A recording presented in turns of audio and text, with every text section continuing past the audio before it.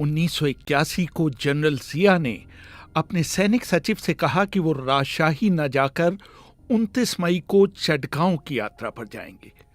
इस फैसले से सुरक्षा एजेंसियों की चिंता थोड़ी बढ़ गई, क्योंकि जिस दिन जिया ने चटगांव जाने का फैसला किया उसी दिन उन्होंने चटगांव के GOC major general Mohammad Abul Mansur के ढाका तबादले के ट्रांसफर आदेश पर भी दस्तखत किए। जनरल मंसूर को यह तबादला पसंद नहीं आया, हालांकि उन्हें इस पद पर रहते 3.5 साल हो चुके थे। उनके जख्मों पर नमक छिड़कते हुए जनरल जिया ने उन्हें यह भी कहलवा भेजा था कि 29 मई को जब वो पटेंगा हवाई अड्डे पर पहुंचे तो उन्हें वहां मौजूद रहने की जरूरत नहीं है। इसके लिए बहाना यह बनाया गया था कि राष्ट्रपति एक राजनीतिक यात्रा पर जा रहे हैं, इसलिए जीओसी का हवाई अड्डे पर रहना जरूरी नहीं है। मंसूर ने जनरल जिया के इस निर्देश को अपनी निजी बेइज्जती के तौर पर लिया। इसके पीछे कुछ कारण भी थे। एक तो बांग्लादेश के नौसेना अध्यक्ष rear admiral M A. Khan general Zia के विमान में ही आ रहे थे। दूसरे, air vice marshal Sadruddin Mohammad Hussain Patenga हवाई अड्डे पर जनरल जिया का स्वागत करने वाले थे। जनरल मंसूर और उनके मातहत अफसरों ने कई बार जनरल जिया के सैनिक सचिव को ढाका फोन कर पूछा भी कि उन्हें हवाई अड्डे की स्वागत समिति से क्यों अलग रखा जा रहा है, जबकि वो इस इलाके के सेना के सबसे बड़े अफसर हैं। आखिर में जिया के सैनिक सचिव मेजर जनरल सदीकुर रहमान चौधरी को झल्ला कर जनरल मंसूर से कहना पड़ा, आप समझते क्यों नहीं? अगर जिया आपको वहां नहीं चाहते तो आप वहां जाने की जिद क्यों कर रहे हैं? फोर्सेस इंटेलिजेंस के महानिदेशक मेजर जनरल मोहब्बत जान चौधरी ने बार बार जनरल जिया को सलाह दी थी कि आप 1 जून तक अपनी चटगांव यात्रा स्थगित कर दें। इसी दिन जनरल मंसूर को अपनी नई पोस्टिंग पर ढाका रिपोर्ट करने के आदेश दिए गए थे। यही नहीं, जब जिया चटगांव के लिए रवाना हो रहे थे तो चौधरी ने उनसे अनुरोध किया था कि वो चटगांव में रात न बिताएं और उसी शाम ढाका वापस लौट आएं। लेकिन जिया ने उनकी ये बात भी नहीं मानी। जब मंसूर के खासम खास लेफ्टिनेंट कर्नल मोतियुर रहमान 25 मई को एक इंटरव्यू के सिलसिले में ढाका गए, लेफ्टिनेंट कर्नल महफूजुर रहमान ने, जो उस समय जनरल जिया के पर्सनल स्टाफ ऑफिसर थे, उन्हें मेजर जनरल मंसूर के ट्रांसफर के बारे में बताया। मोती इस खबर से बहुत नाराज हुए और जब उन्हें बताया गया कि जिया 29 मई को चटगांव जा रहे हैं, तभी जनरल जिया की हत्या का प्रयास करने की योजना बनना शुरू हुई। इस धरती पर जनरल जिया के आखिरी दिन की शुरुआत साधारण रही। सुबह 9 बजे उन्होंने बांग्लादेश विमान की विशेष उड़ान से चटगांव के लिए उड़ान भरी। चटगांव के सर्किट हाउस पहुंचने पर उन्हें हल्का नाश्ता दिया गया। इससे पहले कि वो चाय पीते और बिस्किट खाते, उनके निजी चिकित्सक लेफ्टिनेंट कर्नल महताबुल इस्लाम ने उन्हें चखा। राष्ट्रपति के डॉक्टर उनके फूड टेस्टर की भूमिका भी निभा रहे थे। जनरल जिया के उस दिन का वर्णन करते हुए मशहूर पत्रकार एंटनी मैस्क्रनहस अपनी किताब Bangladesh a legacy of blood में लिखते हैं, हल्के नाश्ते के बाद सर्किट हाउस की पहली मंजिल के बरामदे में जिया ने अपने पार्टी के लोगों के साथ 2 घंटे तक बैठक की। इसके बाद 12:30 बजे जुमे की नमाज के लिए बैठक को विराम दिया गया। सफेद कुर्ता पाजामा पहने हुए जनरल जिया जब चाक बाजार की चंदनपुरा मस्जिद गए तो वहां मौजूद लोगों ने उनका गर्मजोशी से स्वागत किया। नमाज के बाद वो अपने पार्टी सहयोगियों के साथ दिन का खाना खाने सर्किट हाउस लौटे। जिया को तेल और मसाले वाली करी बिल्कुल पसंद नहीं थी, इसलिए उनके लिए हल्का खाना बनवाया गया और सर्किट हाउस के बरामदे में ही परोसा गया। इसके बाद उन्होंने 1.5 घंटे तक आराम किया। शाम 5 बजे उन्हें चाय के लिए जगाया गया। इसके बाद उन्होंने ग्राउंड फ्लोर पर कॉन्फ्रेंस रूम में शहर के संभ्रांत लोगों की एक सभा को संबोधित किया। रात 9 से 11 बजे के बीच उन्होंने अपनी पार्टी के 9 सदस्यों से बात की। इस बीच कुछ मिनटों के लिए चटगांव के कमिश्नर सैफुद्दीन अहमद और पुलिस कमिश्नर ABM बोयदुज्जमा भी उनसे मिलने आए। 11 बजे के आसपास उन्होंने रात का खाना खाया। उनके खाने से पहले उनके डॉक्टर ने एक बार फिर उनके खाने का परीक्षण किया। आधी रात को उन्होंने ढाका फोन कर अपनी पत्नी खालिदा जिया से 15 मिनट तक बात की। ये उनकी आखिरी बातचीत थी। जब करीब 12:30 बजे जिया ने अपने कमरे की लाइट बुझाई तो चटगांव के आसमान में एक जबरदस्त तूफान ने दस्तक दी और मूसलाधार बारिश शुरू हो गई। उन्होंने अपने स्टाफ को सुबह बेट्टी के लिए 6:45 पर जगाने के लिए कहा। तय हुआ कि अगर तूफान तब तक ठहर जाएगा तो वो 1 घंटे बाद ढाका के लिए रवाना हो जाएंगे। उसी समय शहर के बाहर कैंटोनमेंट में उनके हत्यारे उनको मारने की तैयारी कर रहे थे। हर शख्स को अलग अलग भूमिकाएं दी गई थीं। 112 सिग्नल के मेजर मारूफ रशीद की जिम्मेदारी थी कि वो सुबह तड़के ही ढाका से सभी संचार लिंक तोड़ लें। जनरल जियाउर रहमान की हत्या के बाद जारी किए गए श्वेत पत्र में कहा गया है कि कर्नल मोती ने उस रात राष्ट्रपति के प्रिंसिपल स्टाफ ऑफिसर और अपने पुराने दोस्त लेफ्टिनेंट कर्नल महफूजुर रहमान से टेलीफोन पर बात कर उन्हें बता दिया था कि उस रात जनरल जिया को रास्ते से हटाने की कोशिश की जाएगी और कर्नल महफूजुर ने जिया के कमरे के बाहर तैनात 2 सशस्त्र पुलिस गार्ड्स को ड्यूटी से हटा लिया था। रात 11:30 बजे कर्नल मोती ने 11 और 28 ईस्ट बंगाल के सभी अफसरों की 28 ईस्ट बंगाल के दफ्तर में बैठक बुलाई। इस बैठक में major Momin, major Giasuddin Ahmed, captain Munir, captain Jamil Haq, captain Moinul इस्लाम और कैप्टन गियासुद्दीन अहमद कुल 6 अफसर शामिल हुए। कर्नल मोती ने अंदर से कमरा बंद किया और कुरान शरीफ ले आए। कमरे में मौजूद लोगों को संबोधित करते हुए उन्होंने कहा, साथियों, हम जो कुछ भी कर रहे हैं अपने देश और उसके लोगों के हित और न्याय के लिए कर रहे हैं। अगर आप हमारे साथ हैं तो कुरान पाक पर हाथ रखकर कहें कि जो जरूरी है वो करेंगे। अगर आप में से कोई ऐसा नहीं करना चाहता तो वो इस कमरे से बाहर जा सकता है, लेकिन मेरा एक ही अनुरोध है कि वो इसके बारे में किसी को कुछ बताएं नहीं। किसी ने भी असहमति नहीं व्यक्त की। सबने बारी बारी से कुरान छूकर हलफ उठाया। इसके बाद सबने सैनिक वर्दी पहनी और एक एक सब मशीन गन उठा ली। जब इन अफसरों का दल कलूर घाट पहुंचा तो मूसलाधार बारिश हो रही थी। वहां सबसे पहले पहुंचने वाले थे लेफ्टिनेंट कर्नल महबूब, जो अपने 3 साथियों के साथ अपनी सफेद टोयोटा कार में वहां पहुंचे थे। 1 घंटे के अंदर वहां 18 अफसर और 2 जेसीओ भी पहुंच गए। लेफ्टिनेंट कर्नल मोती इन सब का नेतृत्व कर रहे थे। इन सब के पास 11 सब machine gun, 3 hand rocket launchers और 3 ग्रेनेड फायरिंग राइफल्स थीं। ये सब पूरी तरह से लोडेड थीं और एक्शन के लिए तैयार थीं। इस हमले के लिए 3 दल बनाए गए। पहले 2 दलों की जिम्मेदारी थी सर्किट हाउस के अंदर जाना। तीसरे दल को सर्किट हाउस के पीछे अलमास सिनेमा के पास तैनात किया गया था। उनकी ब्रीफ ये थी कि कोई भी सर्किट हाउस से बाहर भागने की कोशिश करे तो उसे तुरंत गोली से उड़ा दिया जाए।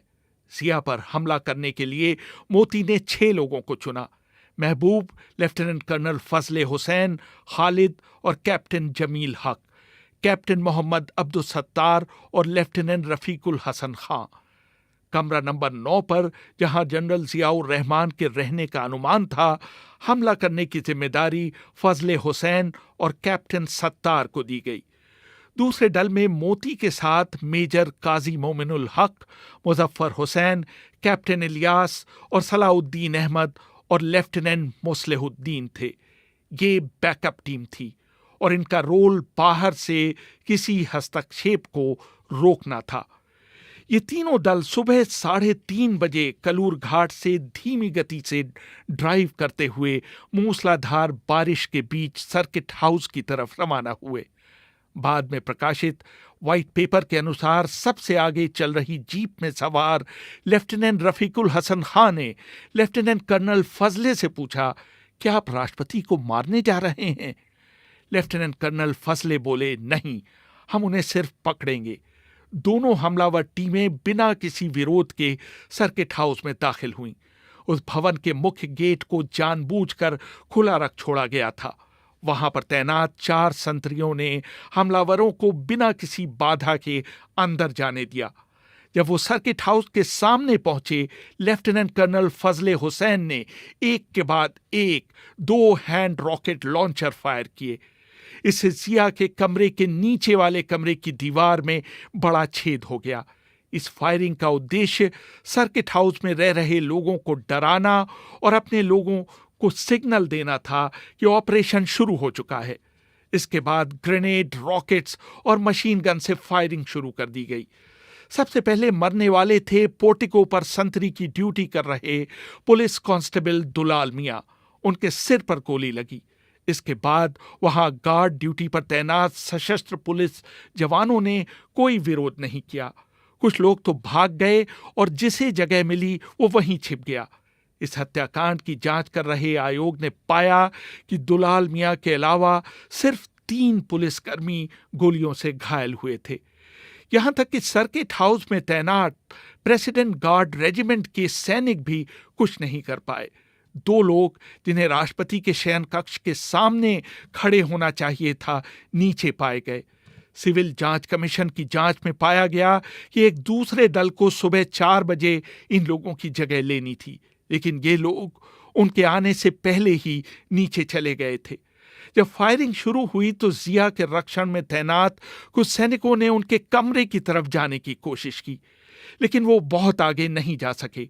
हमले के शुरुआती मिनटों में ही उनमें से 4 लोग ग्राउंड फ्लोर पर ही मार दिए गए और 2 बुरी तरह से घायल हो गए।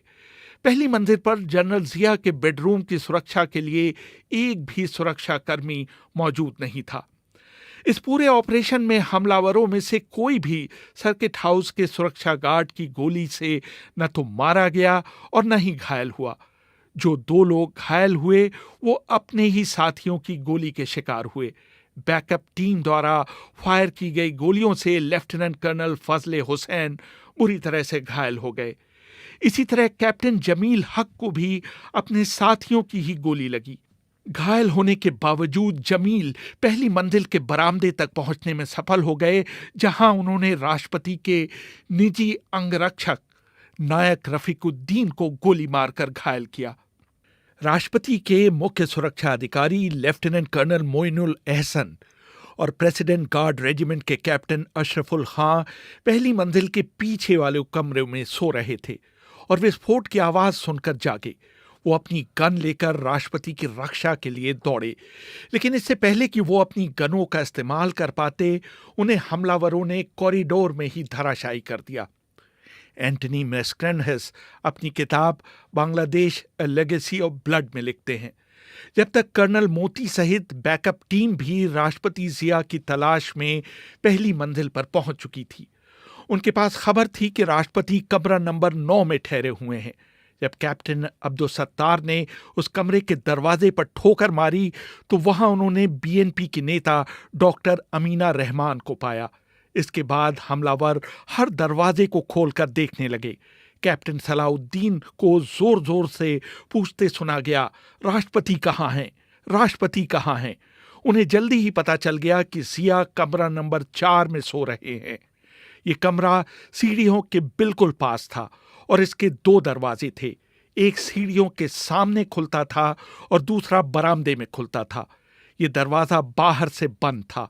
बाद में लेफ्टिनेंट रफीकुल हसन खां ने जांच आयोग के सामने गवाही में कहा, अचानक शोर हुआ, राष्ट्रपति बाहर आ रहे हैं। कुछ देर बाद किसी ने चिल्लाकर कहा, ये हैं वो। सफेद पाजामा पहने जिया नींद से उठकर आए थे, इसलिए उनके बाल अस्त व्यस्त थे। उन्होंने हाथ उठाकर बहुत निर्भीकता से कहा, तुम्हारा की चाहो, यानी तुम क्या चाहते हो? बाद में लेफ्टिनेंट मुस्लिहुद्दीन ने गवाही देते हुए कहा, जिया के सबसे नजदीक थे मैं और मेजर मुजफ्फर, जो कांप रहे थे। मैंने जिया को आश्वस्त करना चाहा, परेशान मत होइए, डरने की कोई बात नहीं है सर। हम दोनों को अब तक यही आभास था कि जिया को गिरफ्तार किया जाना है, उन्हें मारना नहीं है। लेकिन कर्नल मोती के पास, जो पास में खड़े थे, जिया के लिए कोई दया नहीं थी। उन्होंने उन्हें कोई मौका नहीं दिया। उन्होंने अपनी सब मशीन गन से फायर किया, जिसकी गोलियां जिया के शरीर के दाहिने हिस्से में लगीं। जिया मुंह के बल गिरे। उनके सारे शरीर से खून निकल रहा था। मोती ने अपने मशीन गन के बैरल से जिया के शरीर को पलटा और पूरी मैगजीन जिया के चेहरे और शरीर के ऊपरी हिस्से पर खाली कर दी। जिया के मरते ही सारे हत्यारे सर्किट हाउस से चले गए। वो अपने साथ अपने 2 घायल साथियों को भी ले गए। इस पूरे प्रकरण में सिर्फ 20 मिनट लगे। लेफ्टिनेंट मुस्लिहुद्दीन ने अपनी गवाही में आगे बताया, कैंटोनमेंट लौटते हुए मेजर मुजफ्फर ने, जो अभी तक कांप रहे थे, मुझसे कहा, मुझे नहीं पता था कि हम राष्ट्रपति को मारने जा रहे हैं। मैं सोच रहा था कि हमें उन्हें गिरफ्तार करना है। जिया के निजी चिकित्सक लेफ्टिनेंट कर्नल महताबुल इस्लाम ने अपनी गवाही में कहा, फायरिंग रुकने के बाद मैं अपने कमरे से बाहर निकला। मैंने देखा कि दरवाजे के बाहर गोलियों से छलनी राष्ट्रपति का शव पड़ा हुआ है। उनकी एक आंख पूरी तरह से नष्ट हो गई थी और उनके गले में गहरा घाव था। उनके सीने, पेट और पैरों में बहुत सारी गोलियों के निशान थे। उनके शरीर के चारों तरफ खून ही खून फैला हुआ था। उनका चश्मा सीढ़ियों पर पड़ा हुआ था। सिविल जांच आयोग की रिपोर्ट में कहा गया कि जिया के staff officer lieutenant colonel Mahfuzur और उनके एडीसी कैप्टन मजहर तब तक अपनी पहली मंजिल के कमरों से बाहर नहीं निकले जब तक वायरलेस ऑपरेटर नायक अब्दुल बशर ने उनके दरवाजे खटखटाकर उन्हें पुकारा नहीं। जब तक हमलावरों को गए काफी समय हो चुका था। जिया की मौत के बाद जारी श्वेत पत्र में कहा गया, जिया के एडीसी कैप्टन मजहर जिया के बगल वाले कमरे में थे। उन्होंने राष्ट्रपति तक पहुंचने की खुद कोई कोशिश नहीं की। अलबत्ता उन्होंने उनसे फोन पर संपर्क साधने की कोशिश की, जिसमें उनको कामयाबी नहीं मिली। उनके काम पर टिप्पणी करते हुए सिविल जांच आयोग ने कहा, राष्ट्रपति और उनके एडीसी के कमरों को जोड़ता हुआ एक दरवाजा था। उनके लिए राष्ट्रपति के पास पहुंचना बहुत आसान था। जब हमलावर राष्ट्रपति के कमरे के दरवाजे को पीट रहे थे तो वो एडीसी के कमरे में जाकर बच सकते थे। एडीसी से उम्मीद की जाती थी कि खतरा देखते ही उन्हें उस दरवाजे से राष्ट्रपति को अपने कमरे में आने के लिए कहना चाहिए था। हमें ये जानकर ताज्जुब हुआ कि एडीसी ने कहा कि उन्हें पता ही नहीं था कि उनके और राष्ट्रपति के कमरे के बीच एक कनेक्टिंग दरवाजा था। राष्ट्रपति जिया का शव बहुत देर तक उसी स्थान पर पड़ा रहा जहां उन्हें मारा गया था। सर्किट हाउस पहुंचे हुए बीएनपी के नेताओं, चटगांव के कमिश्नर, वरिष्ठ पुलिस अधिकारियों और नौसेना अध्यक्ष किसी ने भी ये मुनासिब नहीं समझा कि जनरल जिया के शव को जमीन से उठाकर पलंग पर लिटा दिया जाए। सिर्फ एक बीएनपी नेता मिजानुर रहमान चौधरी अपने खुद के बिस्तर से सफेद चादर उठाकर लाए और उन्होंने उसे मृत राष्ट्रपति के पार्थिव शरीर के ऊपर डाल दिया।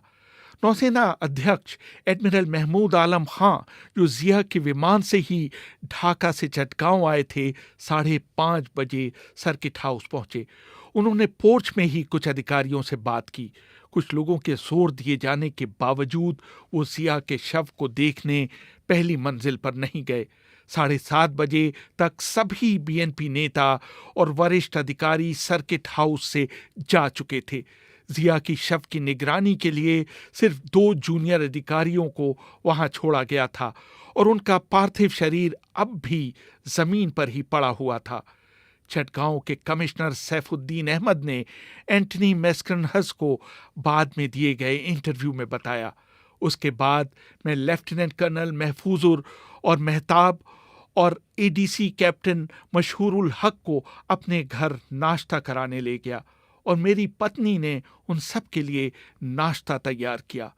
1 घंटे बाद 3 विद्रोही मेजर मुजफ्फर, शौकत आले और रेजा करीब 1 दर्जन सिपाहियों के साथ 2 जीपों और 1 सेना वैन के काफिले में सर्किट हाउस पहुंचे। उन्होंने राष्ट्रपति के शयन कक्ष की तलाशी ली। उन्हें जनरल जिया की निजी डायरी की तलाश थी जिसमें वो अपने विचार लिखा करते थे। इन लोगों ने जिया के सामान को एक पुराने सूटकेस में भरा। उन्होंने जिया के पार्थिव शरीर को एक सफेद कपड़े में लपेटा। 2 मारे गए सुरक्षा अधिकारियों लेफ्टिनेंट कर्नल एहसन और कैप्टन हफीज के शवों को भी सफेद कपड़ों में लपेटा गया। 9:30 बजे एक वैन में